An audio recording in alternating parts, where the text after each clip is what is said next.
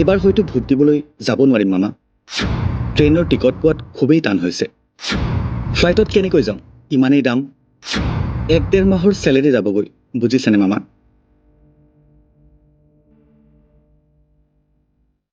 হেমন্ত মামা, জয় আই অসম। এইবাৰ চাগে মই ভোট দিবলৈ আহিব নোৱাৰিম, কাৰণ ট্ৰেইনৰ টিকেট নাপায়, বুজিছেনে? ইমান টান হৈছে ট্ৰেইনৰ টিকেট পাবলৈ। আৰু যদিহে ফ্লাইটত যদি আহিবলৈ বিচাৰোঁ, তেনেহ'লে ফ্লাইটৰ টিকেট ইমানেই দাম, নৰ্মেল জব কৰাবিলাকৰ 1-1.5 মাহৰ চেলেৰি যাবগৈ, বুজিছেনে মামা? হাজাৰ ভিৰৰ মাজত ট্ৰেইনত যদি মই ঠেলি হেঁচি যাবলৈ বিচাৰোঁ, ভৱিষ্যতে যদি মোৰ কিবা হৈ যায়, তেতিয়া মোৰ মাক কোনে চাব? আপুনি বাৰু মোৰ মৃতদেহটো লৈ যাব, ন' ডাউট। আৰু মই ন্যায় পাওঁ বা নাপাওঁ সেইটো বাৰু বেলেগ কথা, কাৰণ জুবিন দাই আজিলৈ ন্যায় পোৱা নাই, বুজিছেনে মামা? গতিকে আশা নকৰিব মামা, এইবাৰ ভোট দিব নোৱাৰিম। নেক্সট টাইম দিম মামা।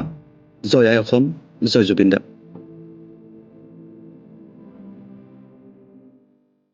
চাওক, মই যদি ট্ৰেইনত যদি ঠেলি হিঁচি যদি আহিবলৈ বিচাৰোঁ, তেনেহ'লে ইন ফিউচাৰ মোৰ যদি কিবা এটা হৈ যায়, তেনেহ'লে মোৰ মাক কোনে চাব?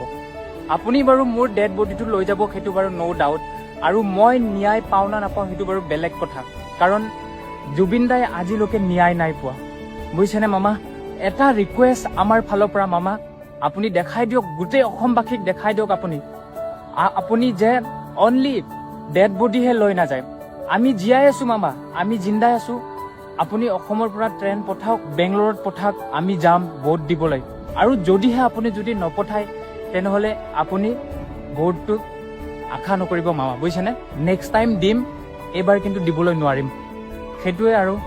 আৰু মামা, এতিয়া ৰাতি হৈছে, যাওঁ আৰু মই ৰুমলৈ। আৰু জয় আই অসম, লগতে জয় জুবিন দা। ব্যস্ততা আৰু দায়িত্বই কেতিয়াবা নাইকিয়া কৰি পেলাই জীৱনৰ বহু চখ আৰু ৰং ধেমালি। দায়িত্বই যেন খেদি ফুৰাই বহুজনক। কি ঘৰ, কি পৰিয়াল, কি লগৰ বন্ধু, সকলো যেন দায়িত্বৰে দাস। সেই দাসত্বৰ শিকলি ছিঙি আজি মৰমৰ ঘৰখনলৈ বা নিজৰ গণতান্ত্ৰিক অধিকাৰ সাব্যস্ত কৰিবলৈ হাবাথুৰি খাবলগীয়া হৈছে এটা প্ৰজন্মই। কৰ্তা আছে, কিন্তু কৰ্ম নাই। ধন আছে, পিছে দিওঁতাহে নাই। যাৰ বাবে কৰ্মৰ সন্ধানত সাগৰ সাঁতুৰি অন্য ঠাইলৈ পাৰ হৈছে এটা প্ৰজন্মই। এইজন হ'ল খৰচিং বড়ো, অসমৰ হোজাই জিলাৰ এজন যুৱক। কামৰ সূত্ৰে গৈছিল বেংগালুৰুলৈ। সকলো ঠিকেই চলি আছিল, ব্যস্ত হৈ আছিল নিজৰ কৰ্মজীৱনত। এটা সময় আহিল য'ত তেওঁৰ জীৱনৰ কিছু দায়িত্বতকৈ পৃথক।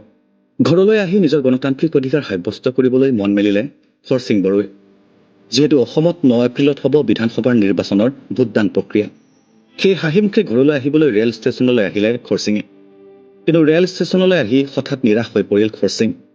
ঘৰলৈ উভতিবলৈ সময়ত নাই ট্ৰেইন, আছে যদিও ভিৰৰ মাজত বেংগালুৰুৰ পৰা অসমলৈ অহাটো অসম্ভৱ। ফ্লাইটত আহিবলৈও দিব লাগিব মোটা অংকৰ ধন, যি ধন তেওঁৰ 1-1.5 মাহৰ উপাৰ্জনৰ সমান। যদিও বা হেঁচা ঠেলাৰ মাজেৰে ট্ৰেইনত ঘৰলৈ আহিব, কিন্তু ট্ৰেইনত যদিহে কিবা অঘটন হৈ যায়, তেন্তে তেওঁৰ মাকক কোনে চাব বুলিও চিন্তা খৰচিঙৰ। মৃতদেহ বাৰু লৈ আহিব মামাই, কিন্তু ন্যায় পাবনে? এই চিন্তাই দুখত পেলাইছে খৰচিঙক, কিয়নো জুবিন দাই আজিলৈ ন্যায় নাপালে। সেয়ে এইবাৰ মামাক ভোট পাব বুলি আশা নকৰিবলৈ আহ্বান জনালে খৰচিং বড়োৱে। শেষত ক'লে, এইবাৰ ভোট দিবলৈ নোৱাৰিম মামা, নেক্সট টাইম দিম। এতিয়া ৰাতিও হৈছে, ৰুমলৈ যাওঁ। জয় আই অসম, জয় জুবিন দা। হেমন্ত মামা, জয় আই অসম। এইবাৰ চাগে মই ভোট দিবলৈ আহিব নোৱাৰিম, কাৰণ ট্ৰেইনৰ টিকেট নাপায়, বুজিছেনে? ইমান টান হৈছে ট্ৰেইনৰ টিকেট পাবলৈ। আৰু যদিহে ফ্লাইটত যদি আহিবলৈ বিচাৰোঁ, তেনেহ'লে ফ্লাইটৰ টিকেট ইমানেই দাম, নৰ্মেল জব কৰাবিলাকৰ 1-1.5 মাহৰ চেলেৰি যাবগৈ, বুজিছেনে মামা? আৰু চাওক, মই যদি ট্ৰেইনত যদি ঠেলি হিঁচি যদি আহিবলৈ বিচাৰোঁ, তেনেহ'লে ইন ফিউচাৰ মোৰ যদি কিবা এটা হৈ যায়, তেনেহ'লে মোৰ মাক কোনে চাব? আপুনি বাৰু মোৰ ডেড বডিটো লৈ যাব, সেইটো বাৰু ন' ডাউট। আৰু মই ন্যায় পাওঁ না নাপাওঁ সেইটো বাৰু বেলেগ কথা, কাৰণ জুবিন দাই আজিলৈকে ন্যায় নাই পোৱা, বুজিছেনে মামা? এটা ৰিকুৱেষ্ট আমাৰ ফালৰ পৰা মামা, আপুনি দেখাই দিয়ক, গোটেই অসমবাসীক দেখাই দিয়ক আপুনি যে অনলি ডেড বডিহে লৈ নাযায়। আমি জীয়াই আছো মামা, আমি জিন্দাই আছো। আপুনি অসমৰ পৰা ট্ৰেইন পঠাওক, বেংগলোৰত পঠাওক, আমি যাম ভোট দিবলৈ। আৰু যদিহে আপুনি যদি নপঠায়, তেনেহ'লে আপুনি ভোটটো আশা নকৰিব মামা, বুজিছেনে? নেক্সট টাইম দিম, এইবাৰ কিন্তু দিবলৈ নোৱাৰিম, সেইটোৱে। আৰু মামা, এতিয়া ৰাতি হৈছে, যাওঁ আৰু মই ৰুমলৈ। আৰু জয় আই অসম, লগতে জয় জুবিন দা।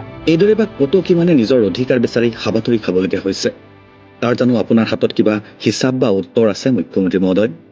বহিৰাগত বনিয়াক তুষ্ট কৰি অসমৰ সন্তানক এক প্ৰকাৰে নিথৰা কৰি পেলোৱা নাইনে আপোনাৰ চৰকাৰখনে?